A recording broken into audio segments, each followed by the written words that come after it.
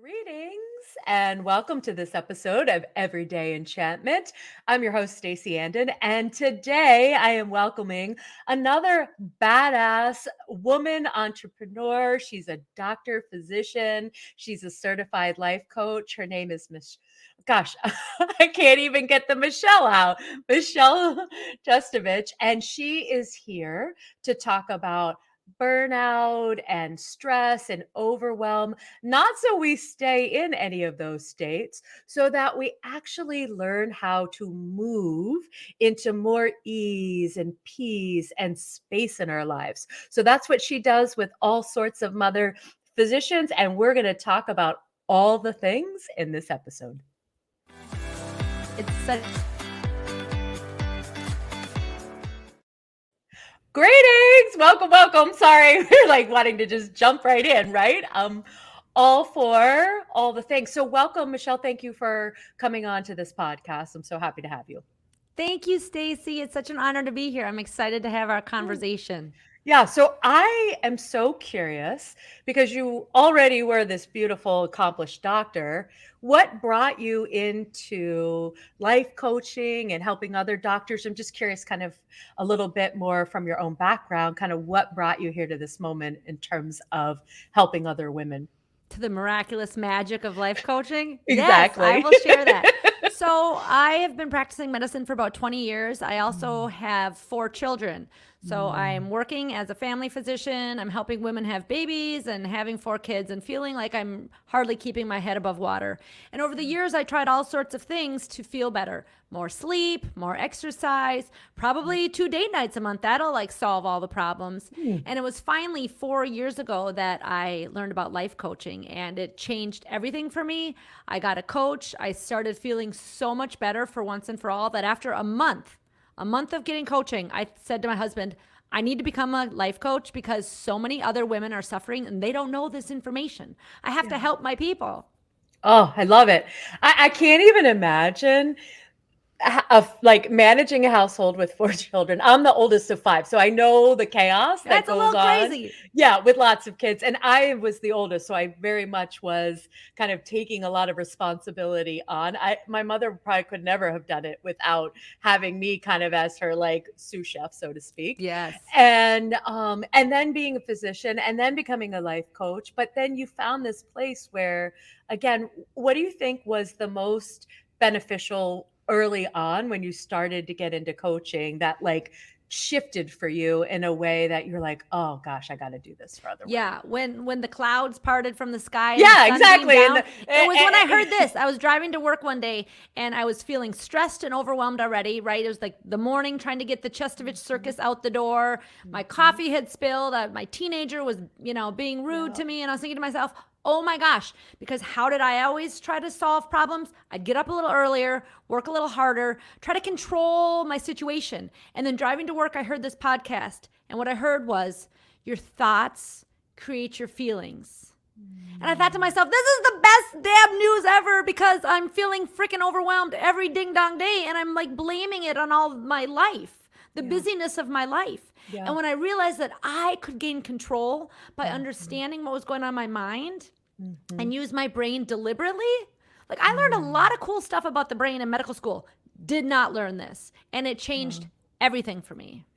I want to kind of hone in on something you said about we try to when we're in a state of overwhelm, we and women, and this doesn't just mean women, men too, but we tend to go, what can I do to fix this situation? So I need to exhaust myself further by getting up earlier. I don't know, reading 4 parenting books. Getting everything organized, maybe even hiring some help, right? But we think we need to fix the external situation in order to have calm and peace.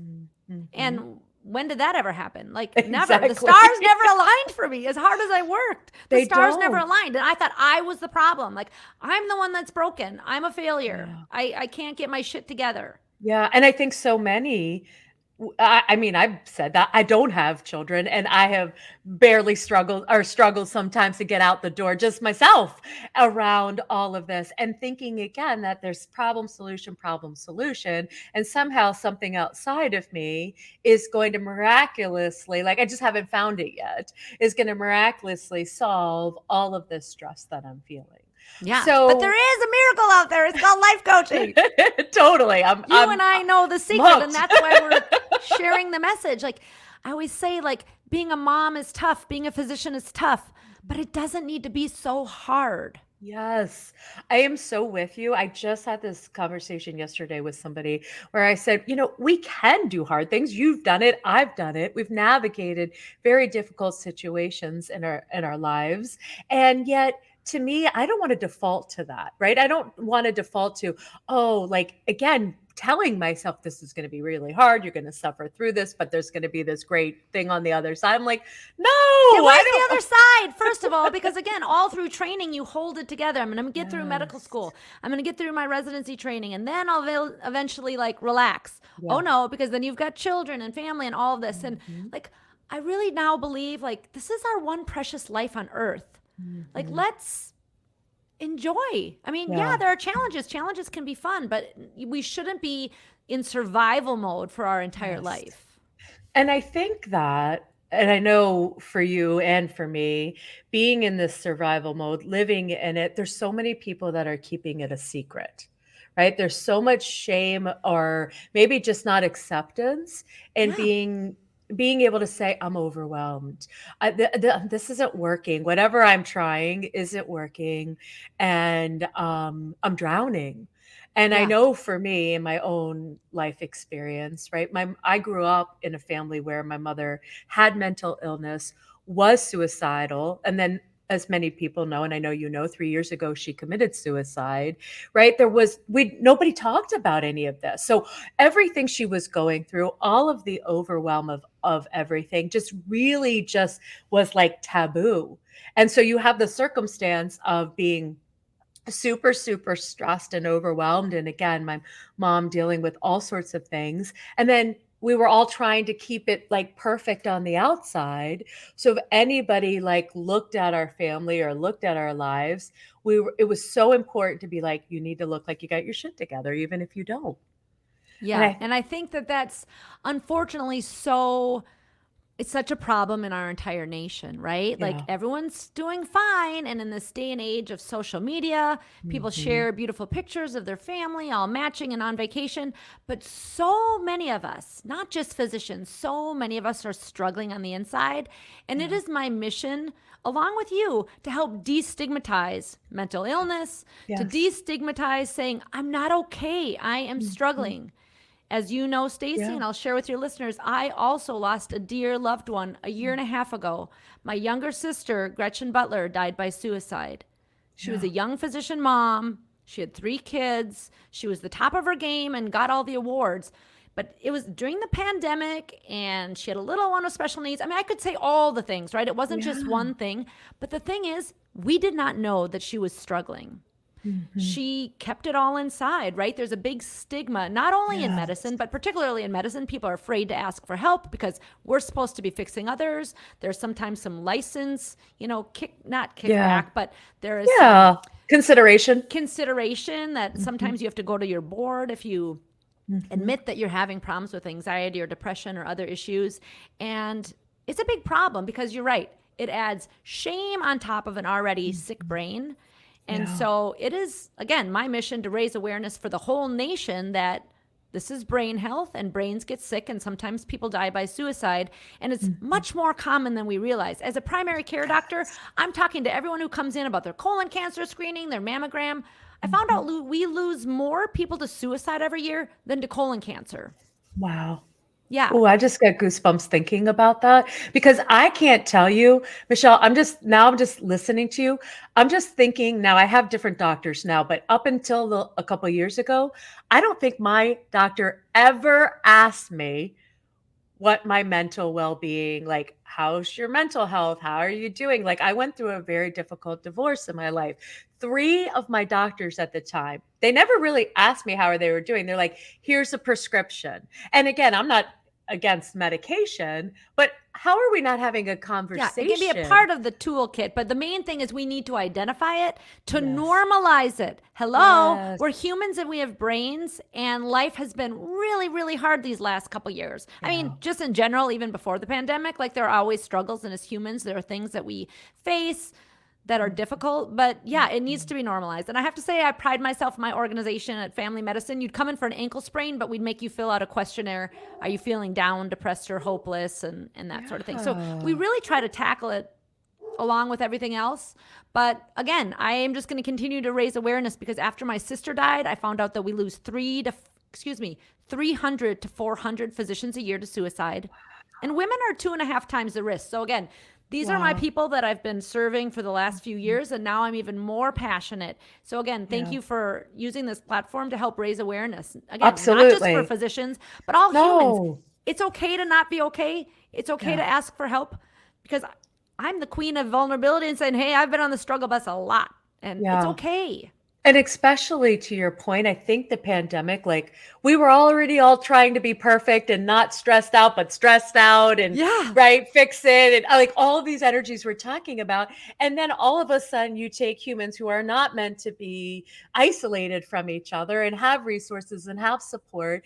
You lock them, we all got locked away. And, I see it with the women that I work with, but I see it also too with like the younger kids. Yeah, the teens are not doing well. The teens are not doing well. And as a former teacher and educator, I don't have kind of a direct line access anymore, but I absolutely are like, we need to be paying attention to this as, again, as you and I as advocates, in the greater communities as advocates, and be willing to have like, I don't want to even say tough, but just the real conversations. Like, how are you really? We're so like polite as a society. Like, how are you? Oh, I'm fine, thanks. Even though inside you're like crying and like, drowning. Absolutely. Like, how are you really? And it's really sweet. My poor parents had to go through this as well. I mean, it's been devastating for our whole family, but my, 78-year-old father is like asking questions like, how do I have these conversations with my friends? Because he grew up in an area like you didn't talk about feelings. No,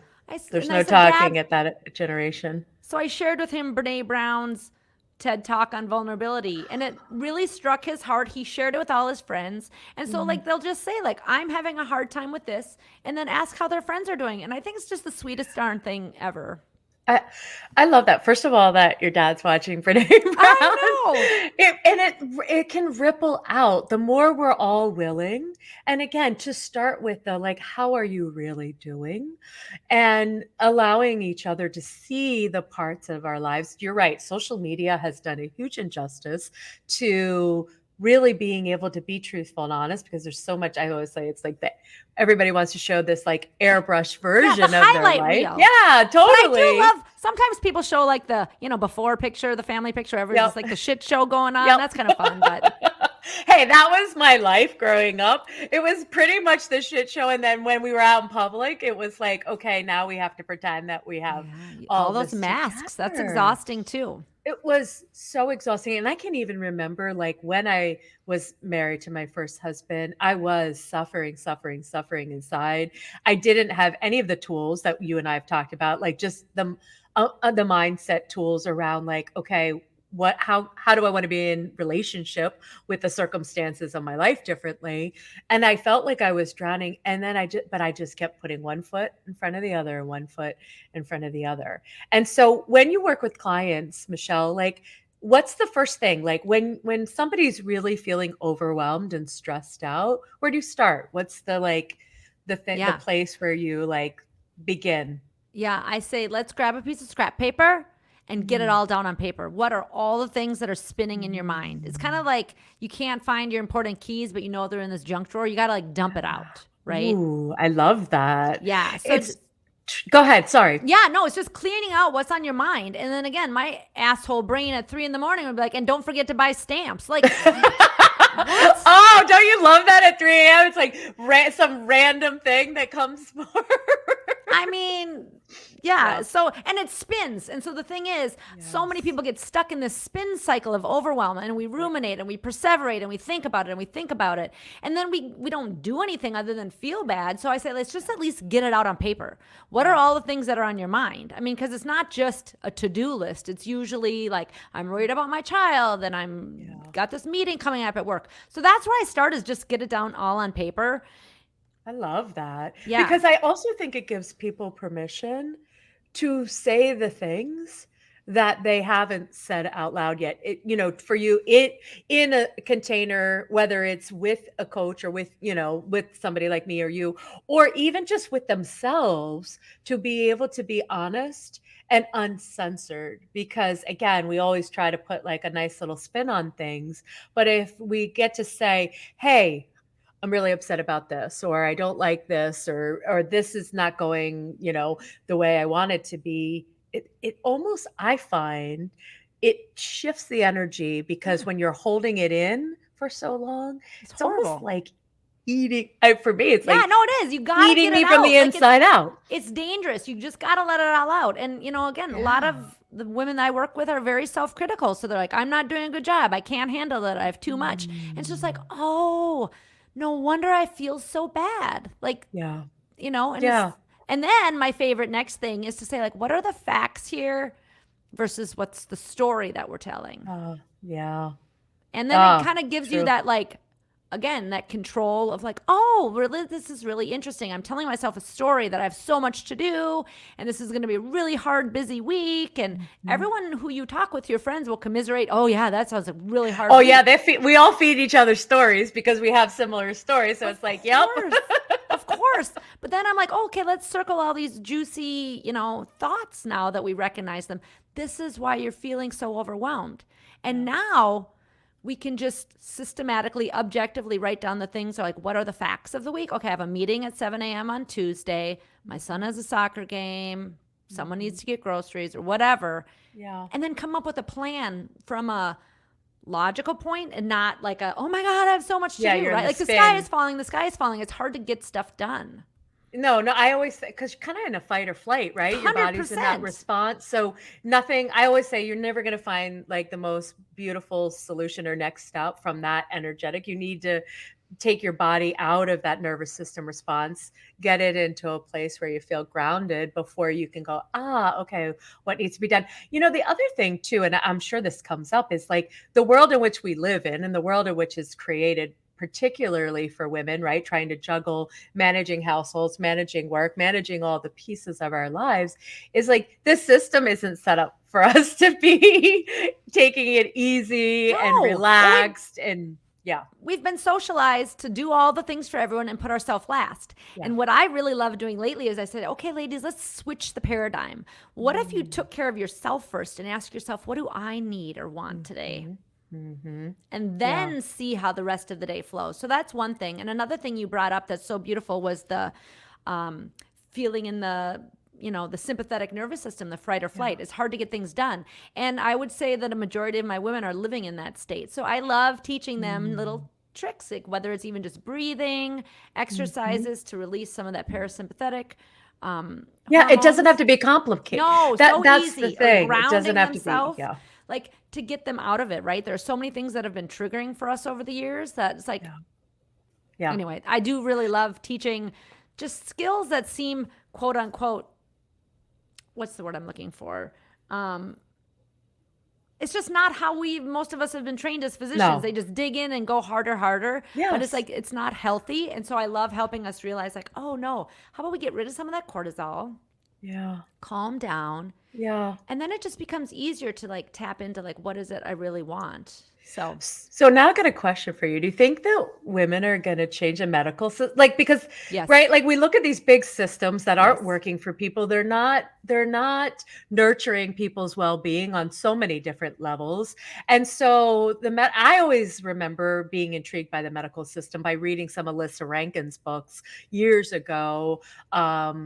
gosh, the anatomy of a calling, where she talks about being a doctor and then stepping away. And like, again, this push pull between what Western medicine wants of physicians and doctors and just the medical field in general, and what really is kind of our natural states of how we operate best. So I'm just curious. I'm like, I know you were at a conference just recently. Yeah. Like, it feels like a movement It is to a movement. And I think yeah. it's fantastic because there's so many areas of medicine, like how we interact with patients, right? I know there can be such a better job there. And tapping into patients and I was trained in Western based medicine and there's some really Mhm. good things, but there's a whole other portion of knowledge that Yeah. we're not necessarily doing mainstream. But more importantly than that, some of the medical culture is somewhat toxic. And now that Mm. women are increasing in the roles. I'm not saying that men are the problem. I'm just Sure, saying like sure. they've No, had no. their chance Yep. to kind of Yep. get things cleaned up. And now that I see women tipping into the majority, for sure in medical school, still out like in the attending land, there's still more males, but things are starting to change. And I always Yeah. say like, yeah, the culture of medicine needs to change. But if one individual at a time can feel empowered, Mhm. realize that life doesn't need to be so challenging, that they can still be a very good physician and take care of themselves and not Yeah. run on cortisol all day long, I tell you what, the ripple effect is huge. And so there is a big Absolutely. change coming.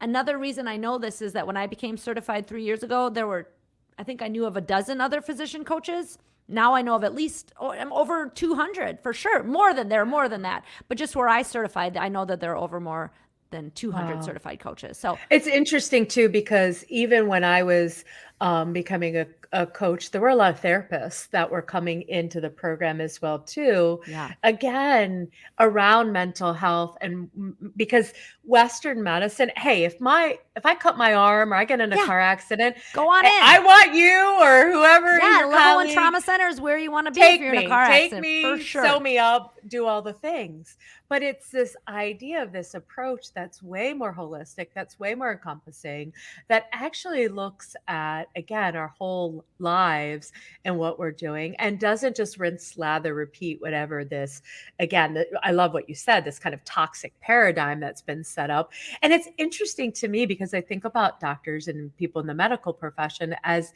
being healers, right? People who are absolutely nurturing the community's best health and healing. And somehow we've like gone astray down some, I don't know, other path that really, how are we not taking care of the healer? That's the everything that I yell from the rooftop is we Yeah. have to take care of ourselves. And now Yeah. I've pivoted away from clinical medicine and now I'm healing the healer full time because Mhm. I think we think we're supposed to take care of everybody else first. But my whole Yeah. philosophy is if we aren't well, then how can we best care for our entire community? We Yeah. can't. So And I I love think, it because, and so many people, once I learned coaching, like I've always enjoyed being a physician. It's an honor to listen to people's stories. But once I became a coach, my interactions with my patients were so much more interesting and richer because mm, I had different questions to ask. And mm, so many people come in and yeah, sure, they have high blood pressure, diabetes, but underneath that, they have so much pain. And I think that yeah. coaching really helps us tap into that and see people even more strongly as humans and as souls. And Yeah. Well, there's a lot of judgment too, right? You're not ta people are shaming other people for lots of different things, and to me, I'm like you, I see a human and it's like, what's going on in that human's life, right? Is there yes, been trauma? Because most of us have not been on this planet and not had some level of trauma, and there has not been the mechanisms up until more recently to really, I mean, feeling a feeling, talking about mindset, talking about the relationship between our thoughts and our feelings and like all of these pieces that I just think about. No, you just went through the system, you did your best, you tried to put a smile on. We were all basically taught bypassing, not probably intentionally, like as a thing, but that's basically, I know how I was like, wait, I'm allowed to be angry? Wait, yeah, I'm because allowed to feel. we're taught to shove it down. And I think again, I Totally. have hope not only for the medical system but the nation. Like we're having so much more awareness about trauma and Mhm. how that sticks with you. And again, in Yeah. medicine over the last probably 5 years, I've been hearing about like, the epigenetics, how trauma is transmitted from Mm. generation to generation. So like So at least people interesting. are gaining awareness. Now, Yes. what are we going to do with it, right? We have Yeah. the What do you see? What's your vision for what we're going to do with I it? mean, What I'm would kind of a be your Pollyanna. ideal? Like, it's all going to be great. It's all going to be good. I don't know. I just Hey, think, we need that the but I positivity. really believe my what the work that I can do is one person at a time. I can speak to Mm, systems and say, "Hey, help is available." mhm, Burnout is a real problem in medicine. It mhm. was about 50% before the pandemic, and now I've seen some statistics that even say 60%. But coaching is evidence-based solution. So like anymore, Mhm. it's going to be unconscionable for organizations to not provide that for their people. I And even if it agree. wasn't burnout, like we deal with trauma, we tell people horrible news, we see people die in front of us, Yeah. we have to tell horrible news to family and we hear the wail, right? Yeah. So I just think that now that we have these wonderful solutions with coaching and trauma therapy, that it's just going to Yeah. become, a better cohesive team to Mhm. take care of each other, so then we can continue to take care of all the people and probably better take care of the people. I love that. And I think that, again, even if you're listening, you're not in the medical field. I mean, I think the whole world is going through this crisis of Yes. burnout and really trying to come back to, again, what do I stand for? What matters to me? Because when, like you said, if you we pause and take a breath and we come back into that space, all of a sudden there's so much clarity for me. And then I go, ooh, I don't need those 5 things that are on my to-do list. I can just, like, put them off to the side. Yes, like go for a walk.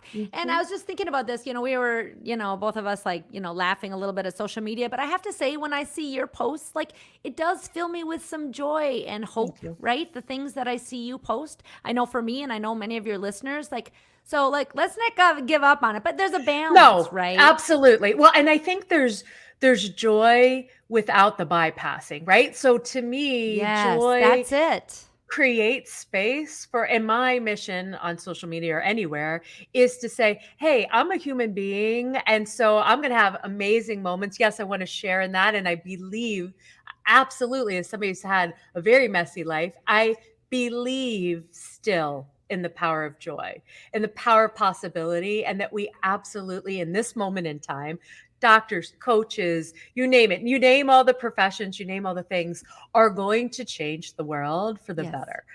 Yes.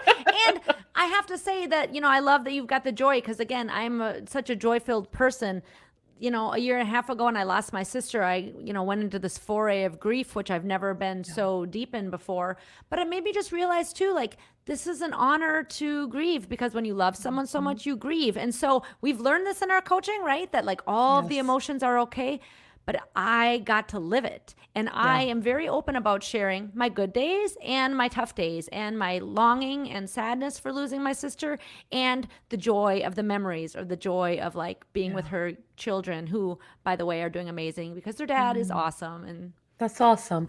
I think you kind of really captured it, Michelle, with this concept of the and, which I yes, love, right? It's not the either or, it's the and of living. And the and of living has space for all of it. We just yes. kind of were taught, hey, focus on this part, forget about that part. And now it's like, it's almost like we're just drawing the curtains out wider and Yeah. saying, Like it's all yes. part of the human experience. I may have just had this conversation with my daughter this morning who was feeling sad about a breakup. And I just reminded her, I said, this is part of being human. And we live in a society where it's like, oh, everyone needs to be happy. I'm like, we don't need to be happy all the time. No, It's and I don't think okay. joy is happy all the time. I think joy, to your point, when you're grieving, I can remember when my mother passed, I don't know if I really laughed for almost a year. Like, I'm not saying I didn't smile, but like really just unadulterated laughter out of me. It took a while. Yeah, for sure. It Yeah. took a And while. I like your differentiation because, yeah, I think joy Yeah. is so beautiful. It's such a Yeah. beautiful, pure emotion. And it gives the nuance of like, yeah, not just being like No. perky and happy. No, yeah, I actually think we're gonna miss out on life, and to your point, when you allow yourself to be in that deep grief without judging yourself, with compassion, without a timeline or an agenda, we touch, I don't know, for me, I touch even more depth to the joy, right? The Yes, other part of the spectrum. 100%. I tell people last year was the best, worst year of my life Mm, because the love that I have for my family was richer, was greater. The gratitude that I had for the things and people and experiences in my life was greater because the depth went so far the other way. Yeah, it's exactly true. Yeah. It's like how much are we willing to be in all of it? Like that's how much then The everything magic, it's the expands. magic. Totally. It's the enchantment. And I love this that like again, the burnout doesn't mean you're just going to have a life that sucks. The burnout is a breadcrumb to say, hey, Yes. if life isn't feeling so magical and enchanting, that's okay. You can be But honest it's a about sign it. like, oh, listen up. Your body, Yes. when you're feeling nauseous, perhaps if you're feeling nauseous before your day begins, your body's trying to tell you something. Yeah. And what Stacey and I are here to say is we can help you and listen to that because it doesn't need to be so miserable. Like, yeah, No. of course there are challenges in life, but like day to day, there's so many ways to, fill with enchantment. Like, oh my gosh, it just fills me with like bubbles and joy to even say that. I love it. I love it. Okay. So Michelle, I know there's going to be people listening that want to kind of cozy up into the Michelle world. Where can they find you? How do you want them to reach out to you? What you got any offers out there? I know you were maybe doing a book club. I am doing a book club for physician women. It's free. Okay. You can find me on Instagram. I'm Mama Doc _life coach. You can find me. I'm on Facebook, Michelle Chestovich, and I'm doing a book club this fall. We're going to be talking about burnout. We're going to be talking about brave boundaries and self-compassion by Dr. Kristen Neff, one of my favorite books. So you're welcome to join up there. I also have a small group program that's going to be starting in mid-October for physician women, and you could find out more details on my website, which is mamadoclifecoach.com. Sweetness. I highly recommend if you are an overwhelmed physician, go see Michelle. Yeah, or Stacey, like live an enchanted life. You are so wonderful, and I'm just so grateful for all that you do. Thank you. Thank you. Thank you. It has been a super, super pleasure.